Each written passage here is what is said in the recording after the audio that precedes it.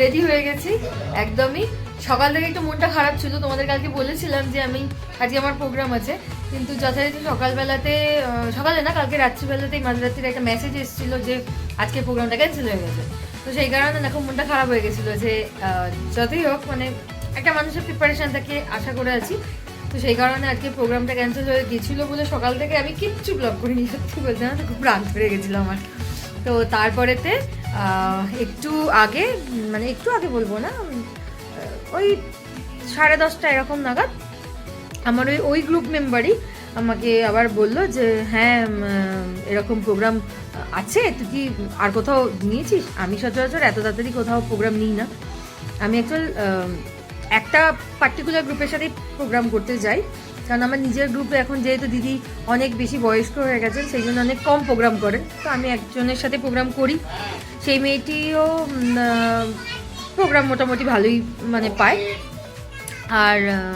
আর একজনের সঙ্গে টুকটাক প্রোগ্রাম করছি। তো সেই মেয়েটিরই প্রোগ্রাম ছিল, কালকে ক্যান্সেল হয়ে গেছিলো।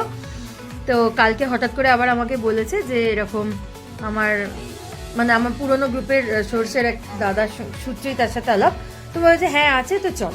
ঠিক আছে চল তাহলে। তো দেখো মোটামুটি রেডি, এবার বেরোবো। খাওয়া দাওয়া হয়ে গেছে। আজকে খাওয়া দাওয়ায় ছিল হচ্ছে ফ্রাইড রাইস করেছিলাম, যেটা আগের দিন কিছু খেতে দিতে পারিনি, খিচুড়ি খাইয়েছিলাম যেহেতু সরস্বতী পুজো ছিল বলে।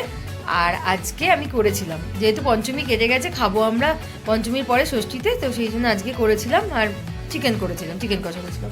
তো মেয়ে তো অ্যাজ ইউজুয়াল কিচ্ছু খাওয়া দাওয়া বন্ধ করে দিয়েছে, খাচ্ছে না। তো যাকে অল্প একটু কিছু মুখে তুলেছে, মানে সেটা নামমাত্র মুখে তুলেছে। তো চলো আমি বেরিয়ে যাই, এখন বাজে 3:30। আমাকে 5টায় ঢুকতে বলেছে, যেহেতু কাছাকাছি জায়গা সেই হেতু একটু ওয়েট করেই যাচ্ছি। তো সচরাচর আমার টাইমিং মোটামুটি থাকে 3টে, বেরিয়ে যাই 3টের সময় বেরিয়ে যাই। তো ঠিক আছে চলো, 3:30 হয়ে গেছে, টিকিট কাটা হয়ে গেছে ইউটিএসে। আর এবার চলো রওনা দিই দুকা বলে।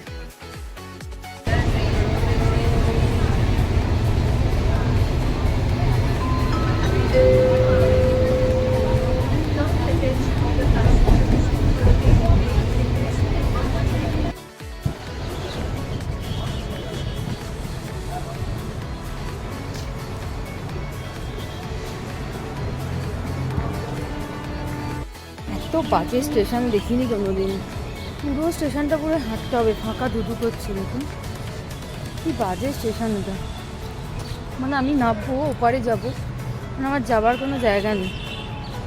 একদম পিছনেই নেবেছি, পিছনে লেডিস দিয়ে বেরোনোর কোনো জায়গা নেই। সামনের পুরো স্টেশনটা হেঁটে সামনে, মানে এইরকমভাবে যে কোনো কিছু স্টেশন হতে পারে আমি প্রথম দেখছি। এক তো আর কোনো জায়গা নেই, এটাই স্টেশন, তার মধ্যে এরকম সিস্টেম। স্পটে এসে গেছি, আর এখানে এসে দেখছি নারায়ণা স্কুল হাওড়াটা এখানে, মানে এখানেই হয়তো কোথাও আছে। আর এই যে দেখা যাচ্ছে বসে আছি, ঠিক আছে।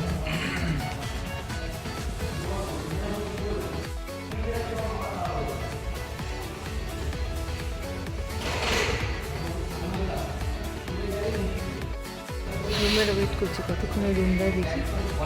বাইরে স্টেজ তৈরি হয়ে গেছে।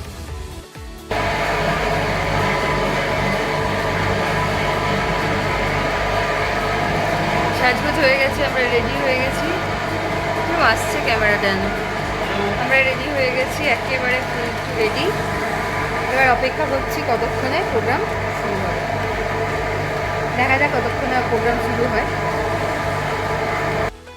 অনেক রাত্রিবেলাতে প্রোগ্রামটা শেষ হয়েছে বলে আমি আর কোনো শ্যুট করিনি, আমি বাড়ি চলে এসেছি। তো তোমাদের এই ছোট্ট ব্লগটা কেমন লাগলো প্লিজ জানিও। Good night, sweet dreams, and please subscribe.